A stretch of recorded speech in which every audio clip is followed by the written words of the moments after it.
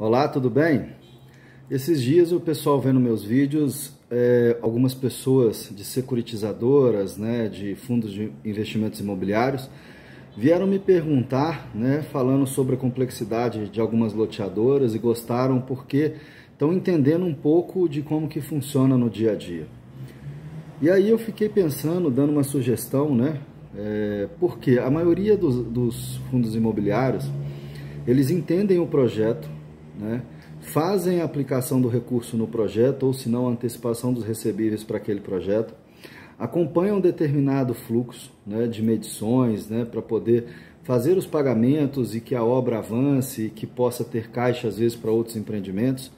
E uma coisa interessante que eu comecei a refletir é sobre a dificuldade que esses fundos têm de entender também a dinâmica operacional das loteadoras.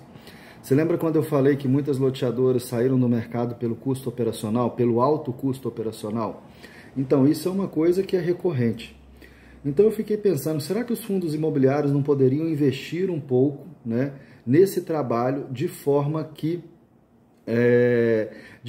pudesse ajudar a estruturação das loteadoras, reduzindo essa questão, esses custos operacionais, otimizando a gestão da empresa, fazendo com que as obras possam acontecer, ao mesmo tempo as estratégias de vendas e de marketing pudessem acontecer.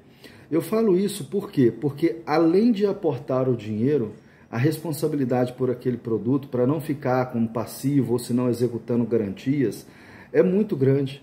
Então a gente precisa realmente de refletir junto aos fundos imobiliários se não é a hora de colocar uma cadeira para um bonezinho e de falar, eu preciso estruturar, ajudar a essas empresas a se estruturarem, porque quanto mais as loteadoras estiverem estruturadas, mais capacidade de alocar recurso eles vão ter, mais segurança na alocação de recurso eles vão ter, mais rentabilidade na alocação de recurso para os seus investidores eles vão ter.